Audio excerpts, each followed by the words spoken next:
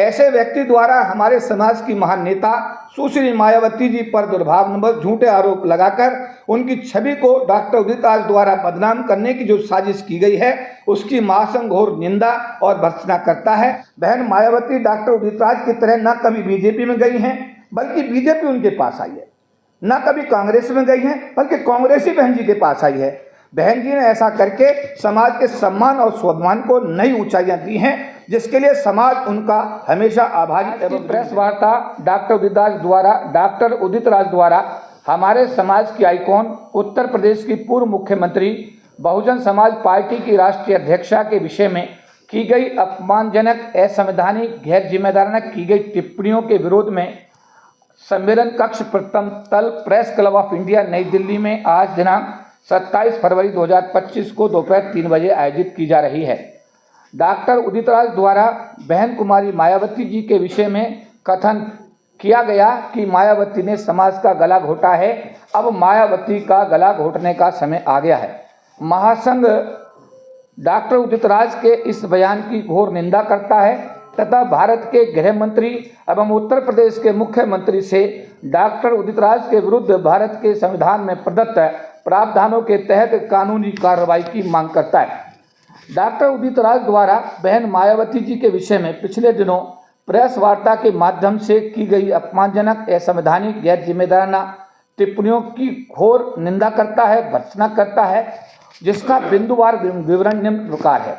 अनुसूचित जाति जनजाति अत्याचार निवारण अधिनियम संविधान के अनुच्छेद 15 में स्पष्ट रूप से जाति के आधार पर भेदभाव को प्रतिबंधित करता है तथा अनुच्छेद 17 छुआछूत को समाप्त करने तथा छुआछूत करने वाले व्यक्ति के विरुद्ध सजा का प्रावधान सुनिश्चित करता है। इस विषय में कोई भी राज्य सरकार अनुसूचित जाति जनजाति अत्याचार निवारण अधिनियम में कोई बदलाव करने के लिए अधिकृत नहीं है, क्योंकि कानून बनाने का अधिकार केवल भारत की संसद को ही है।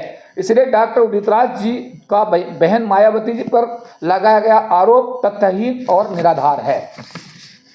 डॉक्टर उदित राज ने कहा कि सर्वोच्च न्यायालय के प्रमोशन में रिजर्वेशन के खिलाफ दिए गए निर्णय के अनुसार बहन जी की सरकार ने 1.5 लाख कर्मचारियों का डिमोशन किया, जो सरासर झूठ है, गलत है, बेबुनियाद है।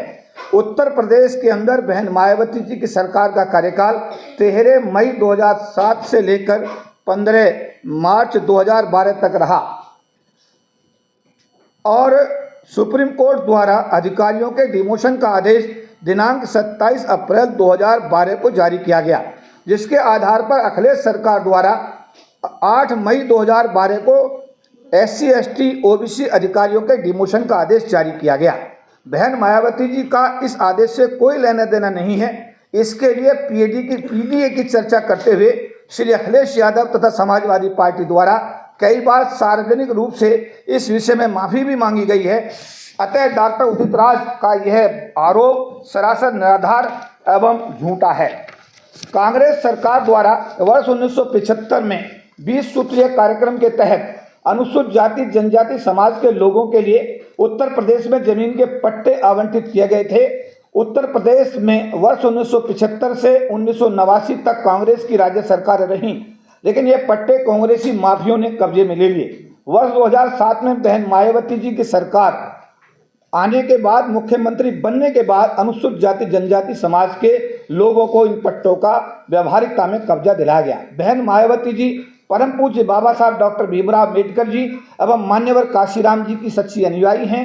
बहन मायावती जी ने समाज के लोगों को सम्मान एवं स्वाभिमान से जीने का देश के अंदर वातावरण पैदा किया है। बहन मायावती जी ने अपने कार्यकाल में उत्तर प्रदेश के मुख्यमंत्री के रूप में समाज के हर व्यक्ति को न्याय दिया है। बहन मायावती जी ने अपने कार्यकाल में उत्तर प्रदेश के मुख्यमंत्री के रूप में सभी महापुरुषों का सम्मान देते हुए उनके नाम पर ऐतिहासिक धरोहर बनाई हैं, जिसमें लखनऊ का अम्बेडकर पार्क तथा नोएडा का राष्ट्रीय दलित प्रेरणा केंद्र आदि आदि शामिल है। बहन मायावती जी ने अपने कार्यकाल में उत्तर प्रदेश के मुख्यमंत्री रहते हुए समाज के बच्चों को शिक्षित बनाने के लिए नोएडा के अंदर अंतर्राष्ट्रीय स्तर की गौतम बुद्धा यूनिवर्सिटी, अनेकों इंटर कॉलेज, शैक्षणिक संस्थानों की स्थापना करके समाज को शैक्षिक रूप से मजबूत बनाने का कार्य किया है। बहन मायावती डॉक्टर उदित राज की तरह न कभी बीजेपी में गई हैं, बल्कि बीजेपी उनके पास आई है। न कभी कांग्रेस में गई हैं, बल्कि कांग्रेस ही बहन जी के पास आई है। बहन जी ने ऐसा करके समाज के सम्मान और स्वाभिमान को नई ऊंचाइयां दी हैं, जिसके लिए समाज उनका हमेशा आभारी एवं ऋणी रहेगा। रामराज से उदित राज बनने की यह यात्रा अनेकों विरोधाभासों से और विचारों से भरी पड़ी है। अपने को बुद्ध का अनुयायी कहते हैं, सार्वजनिक मंचों पर महाभारत कृष्ण और अर्जुन का अनुयायी बताते हैं और महाभारत के अनुसार लोगों को बहन मायावती जी का गला दबाने के लिए उकसाते हैं। डॉक्टर उदित राज कभी बीजेपी में जाते हैं तो कभी कांग्रेस में जाते हैं, कभी इंडियन जस्टिस पार्टी बनाते हैं, कभी अंबेडकर भवन नई दिल्ली पर बौद्ध धर्म स्वीकार करने का नाटक करते हैं और उसके बाद मंदिर में जाकर हिंदू बनकर घंटी बजाते हैं। कभी हमारे महासंघ परिसंघ में आकर हमारे महासंघ परिसंघ के कर्मचारियों के संगठन में आ जाते हैं और कभी अपना नाम रामराज से उदित राज कर लेते हैं।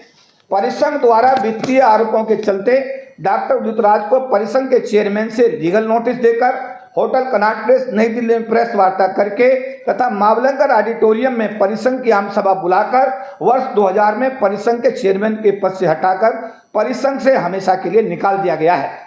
ऐसे व्यक्ति द्वारा हमारे समाज की महान नेता सुश्री मायावती जी पर दुर्भावनापूर्ण झूठे आरोप लगाकर उनकी छवि को डॉक्टर उदित राज द्वारा बदनाम करने की जो साजिश की गई है, उसकी महासंघ घोर निंदा और भर्त्सना करता है तथा कांग्रेस पार्टी से ऐसे व्यक्ति जिसका अपना कोई जनाधार ना हो, जिसकी मानसिक दशा इतनी कुंठित हो कि वह कुछ भी बोल रहा है, ऐसे व्यक्ति को तत्काल प्रभाव से कांग्रेस पार्टी से निष्कासित करने की महासंघ मांग करता है।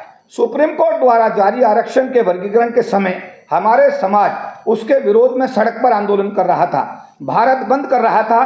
पूरा बीएसपी इसका विरोध में आंदोलन कर रही थी, लेकिन कांग्रेस के दो मुख्यमंत्री तेलंगाना और कर्नाटका इस आदेश को अपने राज्यों में सबसे पहले लागू करके अमली जामा पहना रहे थे।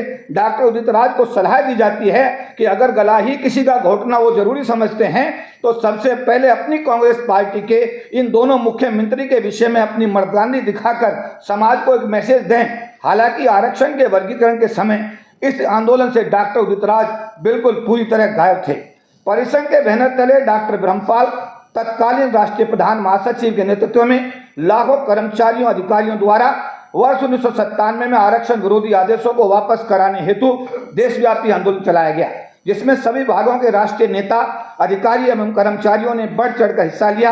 भारत की सरकार को संविधान में 3 संशोधन 81, 82 और 85 करने पड़े, तब जाकर परिसंघ के आंदोलन के चलते हम लोग सब मिलकर के समाज के सहयोग से इस आरक्षण को बचाने में कामयाब रहे। इसके लिए डॉक्टर ब्रह्मपाल तत्कालीन प्रधान महासचिव, केपी चौधरी तत्कालीन राष्ट्रीय महासचिव, स्वर्गीय श्री सोमनाथ हंस तत्कालीन कार्यकारी अध्यक्ष, श्री अशोक कुमार कार्यकारी अध्यक्ष, इंजीनियर राजेंद्र प्रसाद, श्री कंवर सिंह तत्कालीन राष्ट्रीय महासचिव, सुभाष कानखेड़िया तत्कालीन राष्ट्रीय महासचिव, श्री मंगत राम तत्कालीन महासचिव, इंजीनियर डीसी कपिल तत्कालीन चेयरमैन तथा समाज के आम और खास दिन रात आंदोलनरत रहे। अनेकों पदाधिकारियों को जेल जाना पड़ा। 12 साल तक दिल्ली की 30,000 कोर्ट तथा पटियाला कोर्ट में मुकदमे झेलने पड़े, तब कहीं जाकर समाज को यह विजयश्री हासिल हुई। इन सभी मामलों में, सभी कानूनी मामलों में, सभी अदालती मामलों में उदित राज और रामराज दूर दूर तक कहीं दिखाई नहीं दिए। जब ब्रह्मपाल और केपी चौधरी, सोमनाथ हंस अदालतों के चक्कर काट रहे थे, उस समय डॉक्टर उदित राज अदालतों से कहीं दूर दूर तक अदालतों में दिखाई नहीं दिए। रायबरेली में कांग्रेस के वरिष्ठ नेता श्री राहुल गांधी ने बयान दिया कि अगर मायावती जी हमारे साथ गठबंधन में होती तो बीजेपी की सरकार नहीं बनती। क्या ये राहुल गांधी जी का बयान डॉक्टर उदित राज के बयान का समर्थन करता है? साथ साथ समाज कांग्रेस से पूछता है कि जब बीएसपी ने मध्य प्रदेश सरकार, राजस्थान सरकार और महाराष्ट्र सरकार को अपने विधायकों का समर्थन देके इन राज्यों में कांग्रेस की सरकार बनाई, तो कांग्रेस द्वारा बीएसपी के विधायकों को तोड़कर कांग्रेस में मिलाने का षड्यंत्र क्यों किया गया? क्या इन परिस्थितियों में भी कांग्रेस को बीएसपी का समर्थन हासिल करने का नैतिक अधिकार है? महासंघ डॉक्टर उदित राज द्वारा बहन कुमारी मायावती जी के विषय में कथन की मायावती ने समाज का गला घोटा है, अब मायावती का गला घोटने का समय आ गया है, घोर निंदा करता है।